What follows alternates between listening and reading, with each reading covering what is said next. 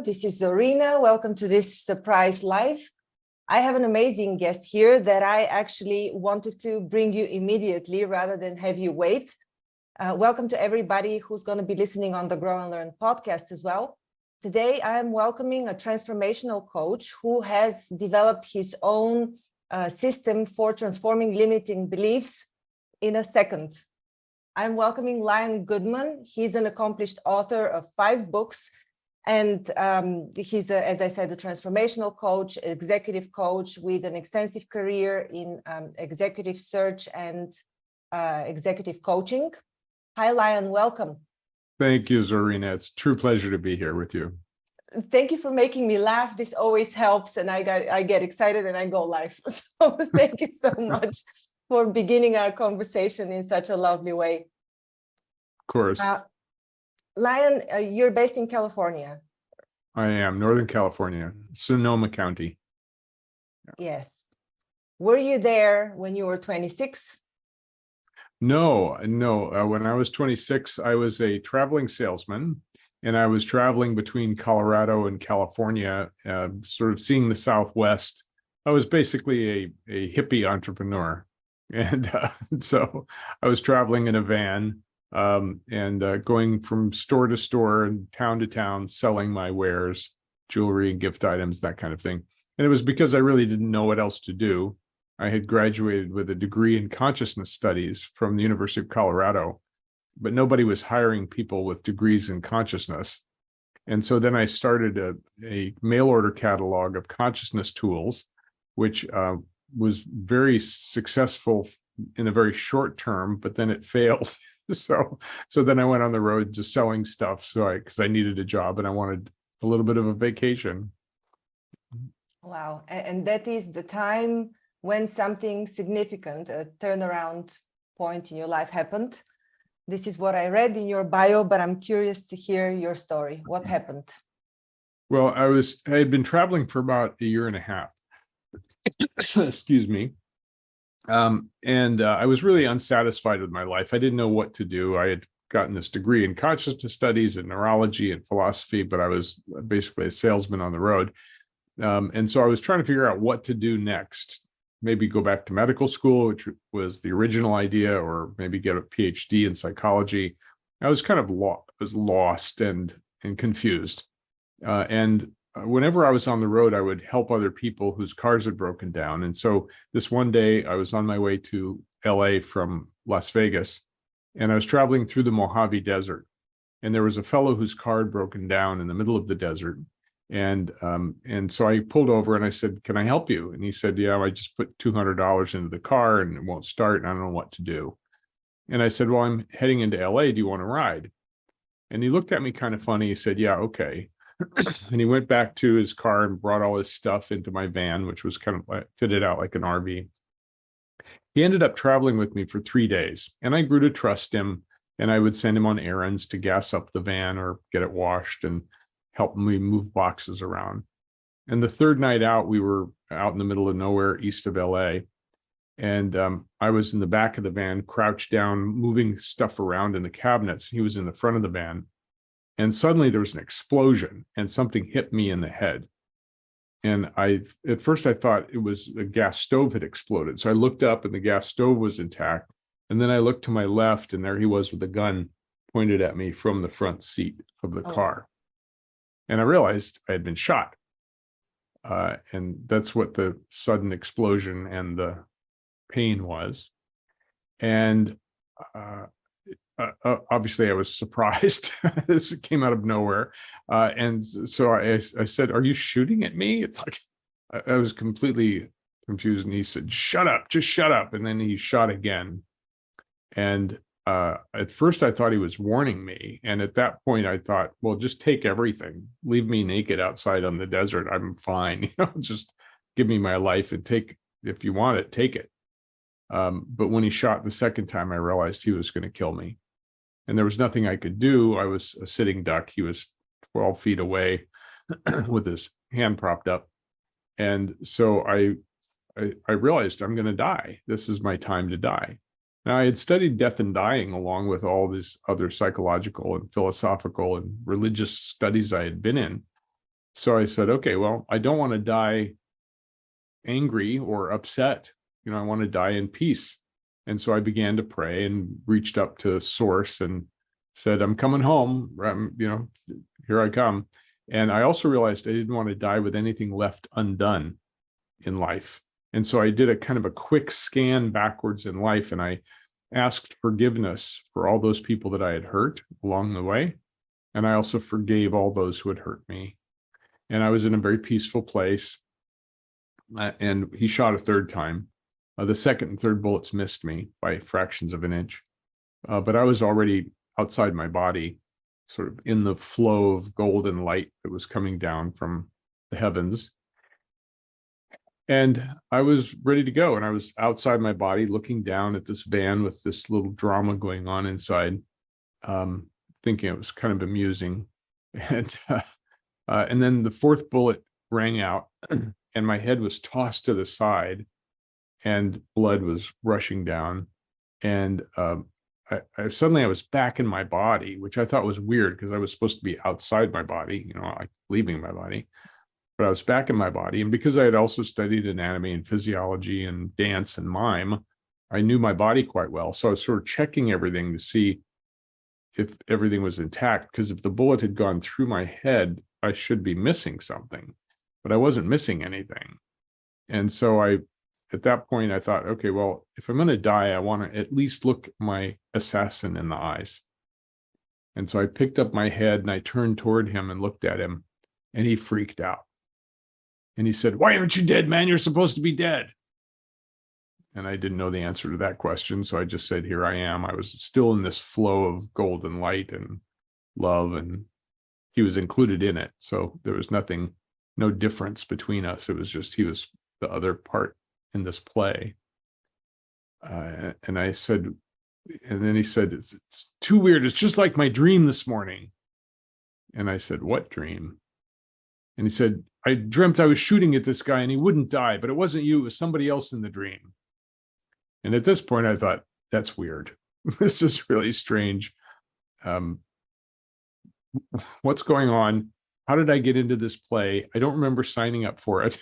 And am I going to get paid when it's over? It's like, it was a very strange situation. So I realized if I could keep him talking, maybe he wouldn't kill me.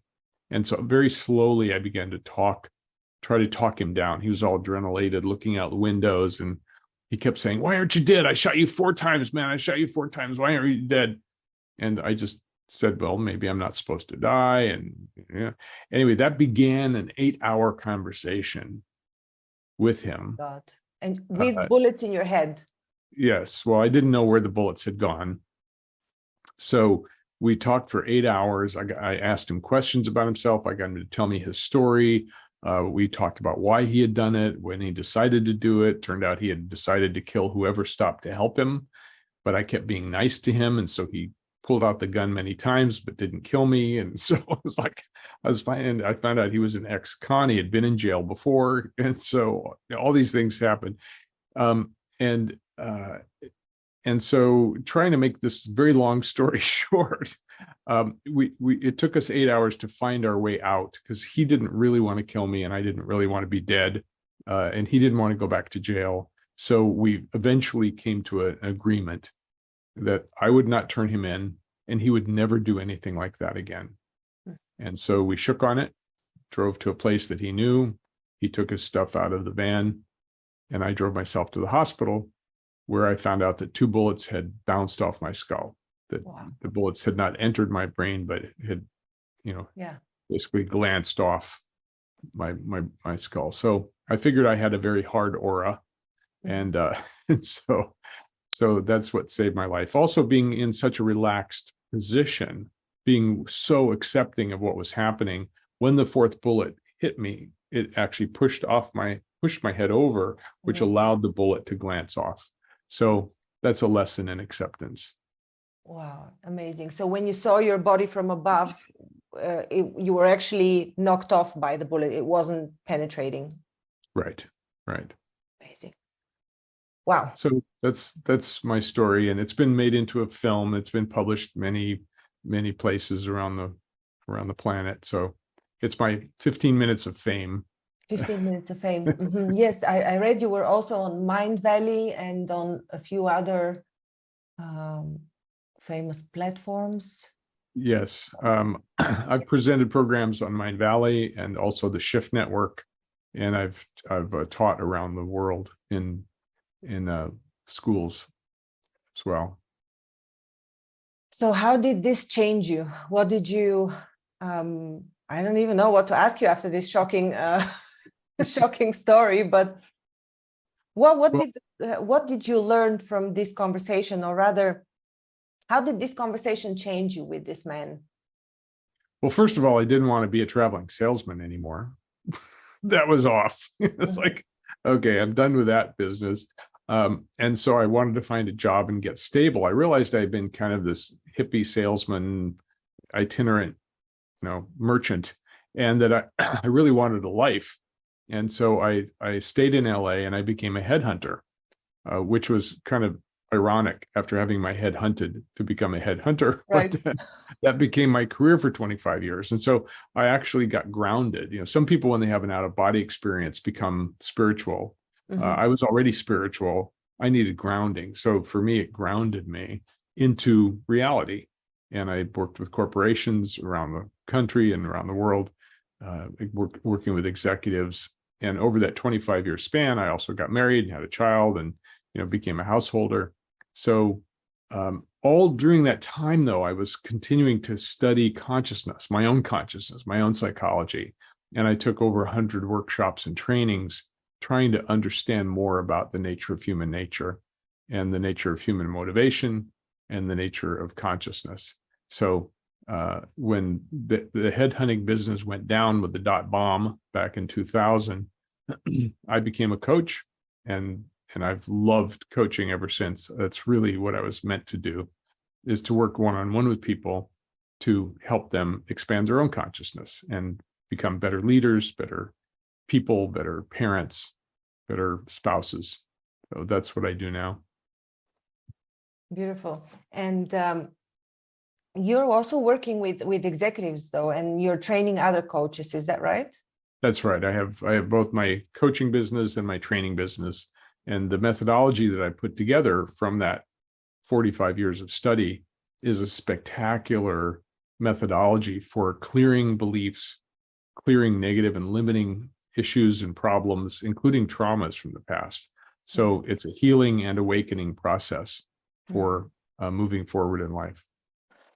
Let's talk first about the executives. First of all, how is this topic even landing in their field? Aren't they mostly interested in exact actions that they need to take? How are they perceiving the whole concept of consciousness? Well, executives also have a personal life, and they have their own psychology and their own motivations and their own relationships with their family, with their colleagues, and with their subordinates. So they know that there are issues in the way. Now, when I was a headhunter 25 years ago, you couldn't talk about anything that was woo-woo or psychological or philosophical. It was verboten. Right. It was like, we don't go there. Today, almost every executive has some self-awareness and understands mindfulness and understands relationship issues, and they want to make their company more productive. And to do that, they have to get the crap out of the way. And the crap often shows up either in their personal life, in their family life, or their relationship life, or in their business, where they can see that there are problems. Now, some executives think it's the other person's problem, and so they're harder to work with. But most of them recognize I have some part in this issue, and so they want to heal themselves and awaken themselves so that they can be a better executive, they can be a better leader, they can be a better friend and a better spouse and a better executive. So it's just a different time than it was when I was a headhunter.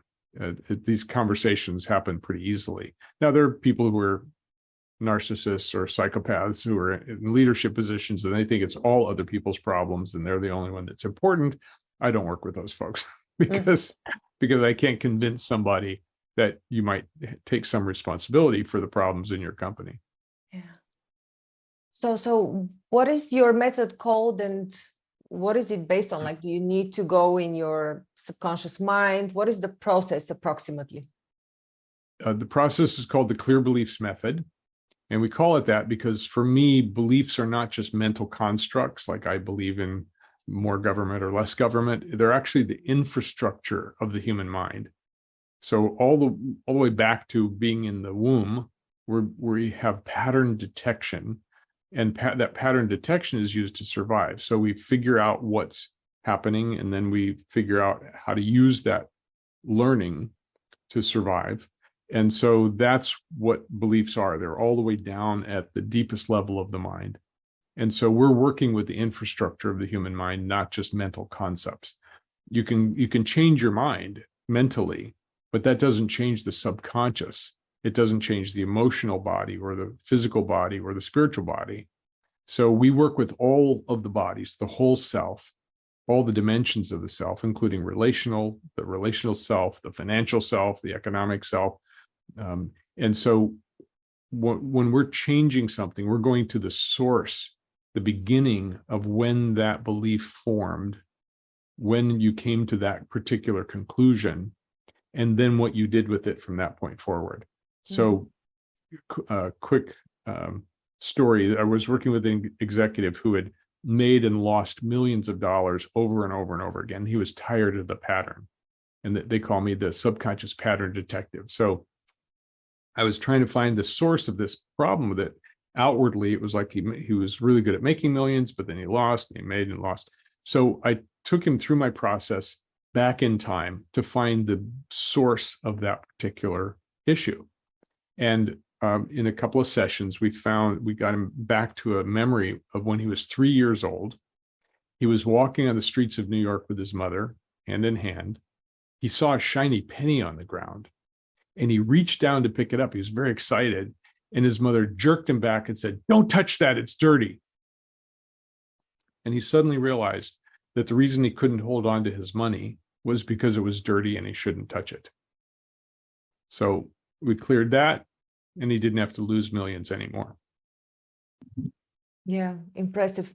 But I'm also thinking, and I've been thinking about the subject of both inherited patterns, because you can inherit even behaviors, and even this infrastructure to a degree is inherited. It can run back to your grandparents, great-grandparents, and so on. So Absolutely. according to your experience, is it always stemming, or can you always pull out the root from childhood, or do you need to go back in generations or maybe in your own past lives? And how does past life and previous generations, where you probably didn't reincarnate in the same family, so how do these mix and match? This is a question that I've always asked myself. You have patterns both from karma, from your soul, and from your physical ancestry. Absolutely. And we work with what is primary for human beings, which is their experience. We don't have to have a understanding or a philosophy about the past. We just work with whatever comes up from the subconscious mind. Now, sometimes that subconscious memory or realization is in childhood. Sometimes it's before childhood in the womb. Sometimes it's before the womb in a previous life. And for us, we are neutral on the subject of reincarnation and religion and God and all that stuff. We'll work with whatever comes up.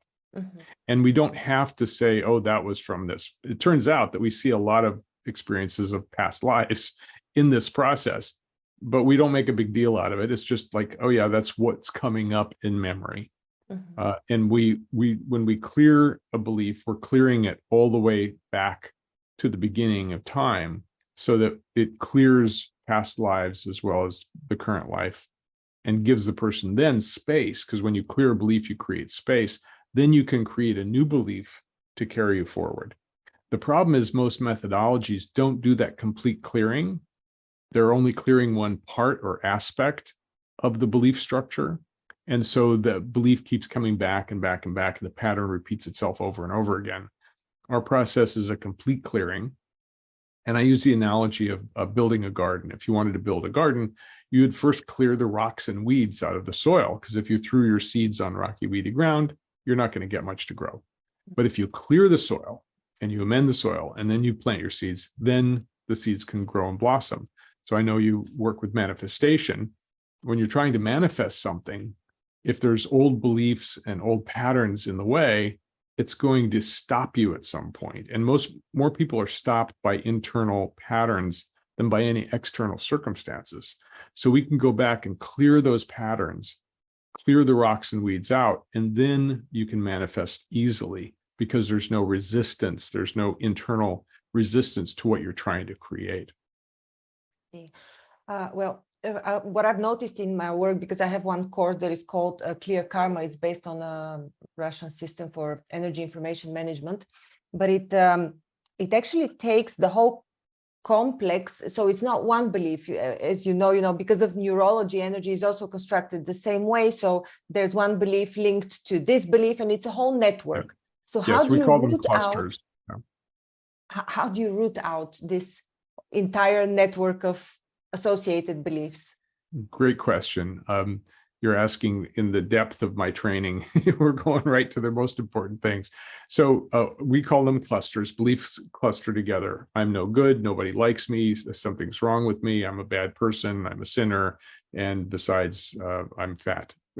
So all those beliefs reinforce each other in the cluster, right? Now, there's two ways to clear it. One is to clear them one at a time, like this: clear, clear, clear, clear, clear. And then pretty soon the cluster doesn't have any holding power and it kind of drifts apart. And then you can kind of like pop the remaining ones left until it's not there anymore. The other way is to get to the core, the originating experience, and clear that one. And often that will just disrupt the whole pattern and the whole thing can pop. There's always some cleanup to do, because we have tens of thousands of beliefs by the time we're young adults, and probably hundreds of thousands by the time we're this age. So there's a lot there. Now, not all beliefs are negative or problematic. Some are positive, like look both ways before you cross the street. That's a good belief for a kid. It's also a good belief for an adult. We wouldn't want to clear that one, because then you'd walk across the street without looking and you'd get hit by a truck. So we're only interested in working with the problematic beliefs, and they're the ones that are showing up in life. So if I'm in a relationship and I'm having a difficulty in loving a person, if I can get to the core of that belief and clear it and replace it with more love, then now I'm a loving being instead of a problematic being. So that's what we do. We focus on what's showing up in life, work our way backwards, clear it, and then something else will show up in life, because life is complicated and we have tens of thousands of beliefs. Yeah. What is the state of mind that is required from a person to access this network of a cluster? Do you need to be in an altered state of mind? Yeah, we don't use trance, we don't use tapping, we don't use muscle testing. All those are partial or temporary ways of accomplishing the same goal. We just ask people to close their eyes, and then we guide them using guided imagery. So it doesn't require being in a trance state. I can work with an executive who's never done anything like this before, and he says, "This is my problem," and I simply say, "Well, would you like to work on that problem? Would you like to get it cleared?" And if they say yes, I say, "Okay, close your eyes." And then I just take them on an inner journey. They can open their eyes anytime. Some people do the whole thing with their eyes open. It doesn't really matter, because we're accessing the memory system. The memory system is malleable. You may have heard of memory reconsolidation. That's what they call it in psychology, for us to go back and actually disrupt memories, change them, and put them back together. And when you do that, you've actually changed your past. We call it rescuing the inner child, because we're often working with experiences from childhood. And when you do that, the past has changed. You're a different person. You had a different experience in the past. So one of my favorite things to say is, it's never too late to have a happy childhood. And so we work with the issues from the past, change what happened, clear what's happened, and then the person's different. They have a different foundation for whatever they think, decide, or do. How long does the process take? Like, how long is one session to clear a cluster of beliefs? Well, a cluster depends on the cluster. If we're talking about a single belief, like money is dirty and you shouldn't touch it, that took 20 minutes. But it took us time to work our way backwards to that. It took a few sessions to get to that core belief.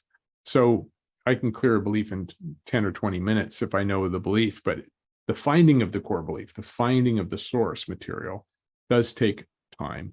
And so I can often clear one belief in a single session of an hour and a half. What are some of the most striking results that you have seen in your practice? Well, there's a lot of them. People feel different, look different, their bodies change, their faces change, their careers change, their relationships change. I'm trying to think of another example. I had a psychotherapist who came to me who had a very successful life. She was in good shape. She had a good marriage, very, very full practice. And the problem for her was she constantly thought something bad is going to happen. And so I did my process, and in one session, we cleared that belief. It was a past life belief. And I checked in with her a couple months later and I said, "How are you doing?" She said, "It's amazing. After a lifetime of constantly thinking something bad was going to happen, I haven't had that thought in 2 months." She said, "Wait a minute. No, that's not true. I did think that a week ago. I had that thought. And then I thought, oh, I don't believe that anymore." And it went away. So that to me is proof. That's the acid test for whether you've cleared a belief, is whether it's really gone and it's just not impacting the system anymore. So name a human problem and I've probably worked with it. Mm-hmm. Would you like to, or is it possible to do something in a setting like ours right now? Sure. Now you've done a lot of work on yourself, so you're kind of a clean machine. So is there any issue in your life that you would like some help with? There are always issues. I'm just wondering what I can make public. That's the difficulty with these interviews. Right. So, okay, I have something. Great.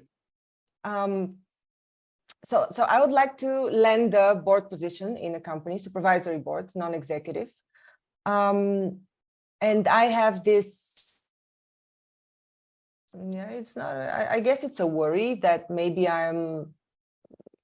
people will not look at me as a competent person, although I do have, the required experience. Yeah, so people wouldn't see me as a competent person, and my chances are low. This is what I am. Okay, good. So the belief then is that I'm not a competent person. No, I do believe that I'm competent, but I believe that Yes. other people will not see me as a competent person. Okay, so this is a little tricky because the fact is that you believe you are a competent person. Yes. But you wouldn't think that about other people unless you also believed that you are not a competent person.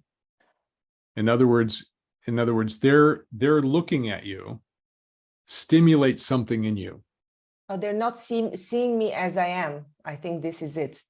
Okay, but that if you didn't have that belief, you wouldn't notice them seeing you that way, because you're seeing through the filter called "they don't see me as a competent person." Mm-hmm. Which means somewhere inside of you, there's also the belief, I'm not a competent person. Now, let me ask you, while you're thinking about that, I know it's hard to conceive of, but I know this from understanding how beliefs work, is that if someone says you're ugly, if you didn't believe you were ugly at some level, you would just say, you're out of your mind. What's wrong with you? But if you believe that if you have anything inside of you that says I'm ugly, then they're pushing a wound. It's like sticking a finger in a wound in your arm. You're going, ow, that hurts. Mm-hmm. So that means there's something there. So let's, may I take you on a little inner journey? Sure, but I'm also not sure if that was the right definition of my inhibition, if that was the right thing about competence. I'm not quite sure if this is, but okay, let's try it. Okay, let's try. So close your eyes if you would. Oops. And imagine someone looking at you and thinking that you are not a competent person. And you can see in their eyes that they don't see you as competent. I know already where I already saw where the root cause is. Oh, good. Tell me. You're fast. It is when I was applying for an English language school entry, and the exam was in maths and in literature. And I was walking with my dad to check out the results at this school where the exams took place. And he said, I hope that I'm not going to be faced with whatever the lowest score in English is. It's a D or E, I don't know. Yeah. So something like that. Well, I actually got the highest score, but he was like a total disbelief that I think that's it. Okay, because good. I immediately saw it. Beautiful. Okay, so close your eyes again if you would. Mm-hmm. And look into your father's eyes when he's looking at you that way. And tell me what that feels like when your father's looking at you, seeing you as not competent, as a failure, as a person who could fail. What does that feel like in your body? First of all, can you see it? Can you see his eyes? He's not even looking at me, actually. Uh-huh. Okay. But you can feel something in him. And what is the feeling that you're getting from him?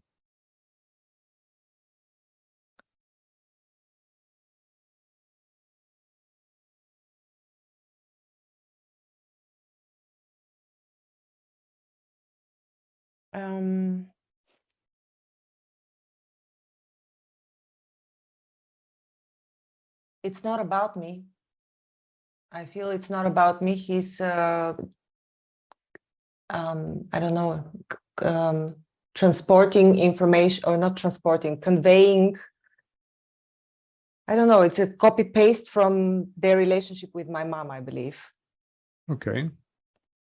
So when you were growing up, did you ever feel like he saw you as less than you could be?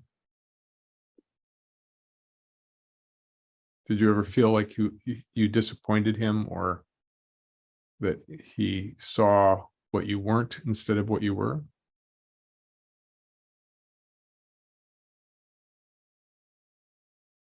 I am not quite sure. I have had a few occasions when I was treated unfairly. Mm-hmm.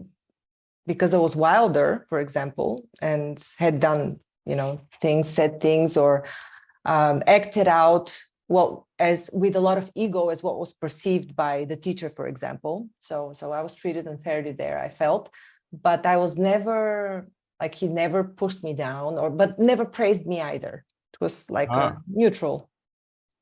Okay, so he was neutral. So even when you succeeded, you didn't get praise. Not really. Actually, whenever I succeeded in anything, it was accepted as normal, but I was never praised. And how did you feel about that? See if you can remember what it felt like to say, hey, I just got this award, or I just got an A, and them going, oh yeah, okay, that's good, expected.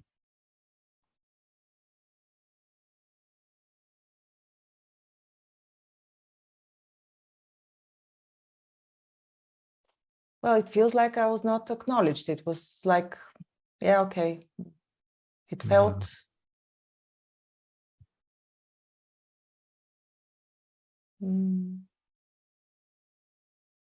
like my wings were cut a little bit. Yeah. My enthusiasm was cut. Mm-hmm. Mm-hmm. Yeah, we call that interrupted enthusiasm.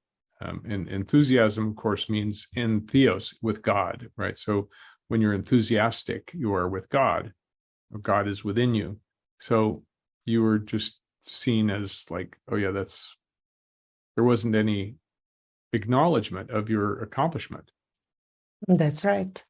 is just feel what that feels like and see if it's similar to what you are afraid other people will see you as when you apply to be a board member.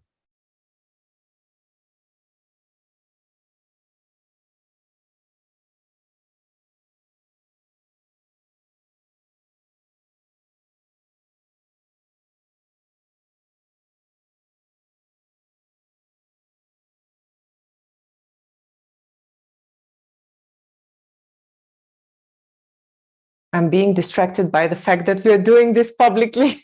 Okay, well, I think thank it's you. similar. I'm not quite sure if it's the core, but it feels like a similar feeling, yes. Yeah. So we're getting close to it. So there's something about not being acknowledged for who you are and how spectacular you are and how amazing you are. And you know that you could be a board member and that you'd be very good at it. But other people might not acknowledge that. Mm-hmm. That's where I'm seeing the similarity. Does that feel right to you? Yes, that feels right. Yeah, good. So if we had more time, I would take you through a process of changing the past, changing that memory, and we would give you the confidence that people see you and recognize you, acknowledge your competence, acknowledge your amazing presence and what you have to offer. And that you'd then be able to walk into a boardroom and just not have that experience anymore. So that's the finding core beliefs part of the process. I loved it. I actually have an idea of how to change it, because as you have read, I'm using the Silva method. So I also work, it's a different methodology, but I know now how to handle this. So thank you very much. You're very welcome. You're very welcome. So where are you heading next, Lion? What do you want to achieve next? What is your vision? Yeah, I've trained over 600 coaches, therapists, and healers so far in my Clear Beliefs coach training. And I want to train 1,000 more. So, and I want to work with the executives who say, that's what I need. I need to clear something out from the past that's still bothering me, that's still holding me back. And I want to help them. I want to clear the way of whatever's in the way for a large number of people. And since I can't serve everyone, I can serve executives, but then I can teach other coaches to work with all of their clients. And so far, the results are spectacular from the students who graduate and go out and use this methodology, and they combine it with whatever else they're doing, Silva or EFT or, you name it, psychology. I've had medical doctors take the training to combine it with their medical practice. So it can be used by anyone that's a professional, that's a practitioner. And I want it spread widely because it's so effective. It's more effective than any other method I've found. And I've had people who with tremendous trainings, many different trainings, every type of training, come into the Clear Beliefs coach training, and they say, "Oh my God, this has brought everything together for me. I now have a complete tool set, and I can create transformation." Mm-hmm. So, is the training one-on-one? How long does it last? The training comes in 3 sections. All told, it's about 20 weeks of training, and people graduate and get the course is accredited by both the International Coaching Federation and the Association for Coaching. So it's an accredited training for coaches, but anyone can take it that's a practitioner. Mm-hmm. And how can people reach you to sign up for this training or find out more about you, buy your books? Good. 2 websites, clearbeliefs.com. That's the training site. And liongoodman.com is my personal site with my articles and blogs and interviews and more about me. Mm-hmm. I'm just going to briefly share my screen to show the titles of your books. Great. So here we go. This is one of your, oh no, this is not your website, but this is, these are your books. This is something. Yeah, those are my books. Yeah. Creating on Purpose, Clear Your Beliefs, Clear Your Clients' Limiting Beliefs, Enlightenment. This is something that we didn't talk about. Your involved in a men's movement. Yes, for 40 years. What is this all about? What is men's work about? Yes, I have no clue what men's work is.